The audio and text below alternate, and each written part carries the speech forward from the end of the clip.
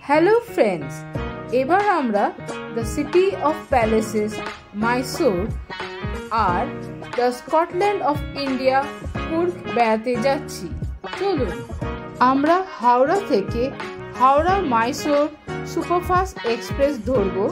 Departure time হচ্ছে 4:15 PM আর এই ট্রেনটা উইকে অনলি ফ্রাইডে করে ছাড়ে। খুব লম্বা ডিস্টেন্স কভার করে, 2111 কিলোমিটার, আর শিডিউল ডিউরেশন হচ্ছে 35 hours 10 minutes। প্রায় 5টা স্টেট ক্রস করে। তার মানে আজকে উঠলাম, কাল সারাদিন থাকবো, পরের দিন সকালবেলা পৌঁছাবো, প্রায় 3 দিন। আর তার মধ্যে এখন তো খুব ট্রেন লেটও করে, কতটা লেট হবে দেখা যাক। আমাদের ট্রেন হাওড়া স্টেশন ছেড়ে যাচ্ছে, শিডিউল টাইম থেকে 15 মিনিট লেট ছাড়লো। আমরা AC 2 এ টিকিট কেটেছি আর আমাদের সাইড লোয়ার আর আপার বার্থ পেয়েছি। আর আমরা দেখছি যে লোয়ার বার্থে লাইট জ্বলে না আর কোনো চার্জিং পয়েন্টও নেই। আমাদের অপোজিট সাইডে গিয়ে মোবাইল চার্জ দিতে হচ্ছে। যাই হোক, বাথরুমটা দেখা যাক কিরকম। বেসিনটা তো খুব শ্যাবি লাগছে।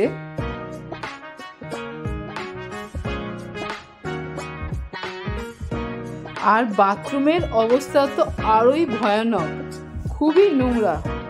সাফাই কর্মীরা পরিষ্কার করছে, তবুও স্টেনস আছে, দুর্গন্ধ আছে আর জল জমে থাকছে। আর ফ্লাশেও ঠিক মতন জল পড়ছে না।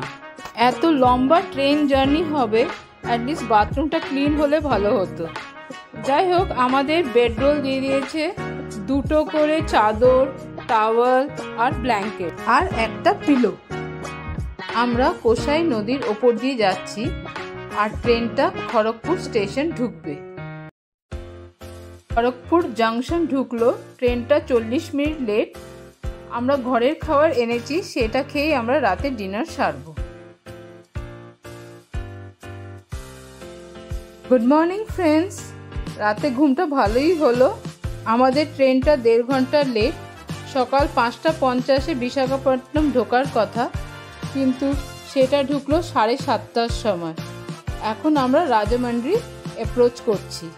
আমি রুটি তরকারি বানিয়ে নিয়ে গেছিলাম, সেটা দিয়ে ব্রেকফাস্ট করলাম, তবে ট্রেনের থেকেও কেনা যায়। রাজামন্ডির আরেকটা নাম হলো রাজা মহেন্দ্রবরম, আর এটা গোদাবরী নদীর পূর্ব দিকে অবস্থিত। এখানে একটা ফেমাস ফেস্টিভ্যাল হচ্ছে গোদাবরী পুষ্করালু। এটা 12 বছরে একবার হয়, যেখানে ভক্তরা গোদাবরী নদীতে স্নান করে। এখানে অনেক ফেমাস টেম্পলস আছে, যেমন ইসকন টেম্পল, শ্রী মার্কেন্ডেয়া টেম্পল। রাজামন্ডিতে অনেক জায়গা দেখার আছে, এটাও খুব ভালো ট্যুরিস্ট স্পট।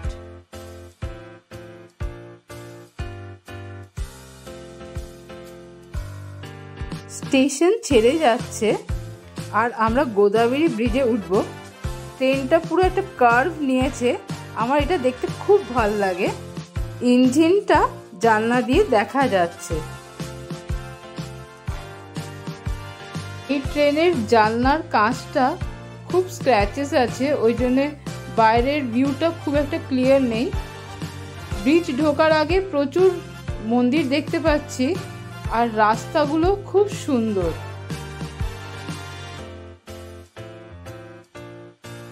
গোদাবরীর উদ্গম স্থল হলো নাসিক, আর এটাকে দক্ষিণের গঙ্গা কিংবা বৃদ্ধা গঙ্গাও বলা হয়। আর এটা হচ্ছে second longest river in India.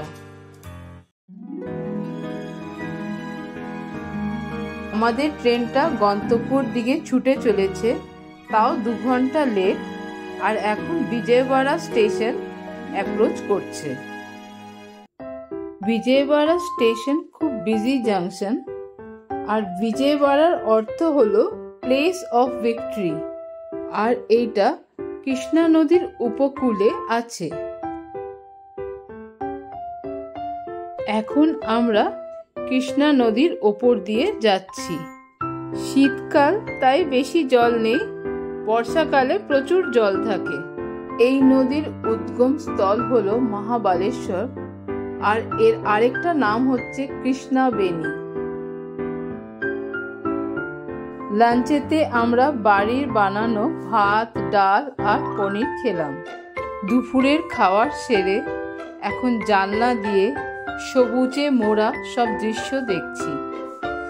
আর কবিগুরু রবীন্দ্রনাথ ঠাকুরের লেখা কবিতা হঠাৎ দেখা মনে পড়ে গেল।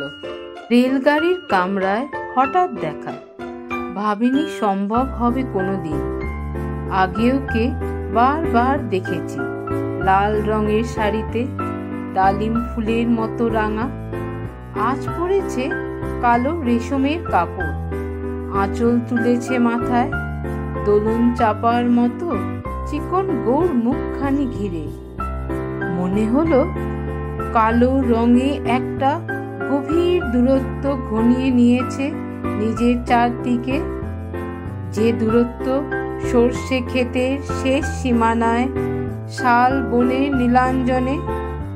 থমকে গেল আমার সমস্ত মনটা, চেনা লোককে দেখলেন অচেনা গাম্ভীর্যে। হঠাৎ খবরের কাগজ ফেলে দিয়ে আমাকে করলে নমস্কার। কবিতার জগতে ডুবে গেছিলাম আর হঠাৎ রিয়েলাইজ করলাম যে সন্ধে হয়ে গেছে।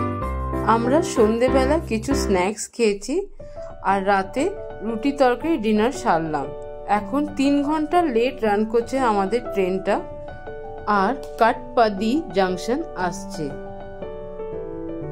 গুড মর্নিং ফ্রেন্ডস, আমাদের ট্রেন মাইসোর জাংশন অ্যাপ্রোচ করছে। এটা প্রায় 3 ঘন্টা লেট। শিডিউল টাইম ছিল সকাল 3:25 আর এখন 6:30 বাজে, এখনো ট্রেন মাইসোর জাংশন পৌঁছায়নি। তবে জানলা দিয়ে সানরাইজ দেখছি আর এই সকালের আমেজটা এনজয় করছি। এত লম্বা ট্রেন জার্নিটা আমরা ভালোভাবে কাটলাম। এখন মাইসোর গিয়ে মাইসোর ঘুরবো। ফ্রেন্ডস, আমরা মাইসোর জাংশন নেমে পড়েছি। এখন সকাল 7:50 বাজে আর এখন আমরা হোটেল ময়ূরা যাব, যেখানে আমাদের রুম বুক করা আছে। প্লিজ আমার চ্যানেলটা লাইক করবেন, শেয়ার করবেন আর সাবস্ক্রাইব করবেন।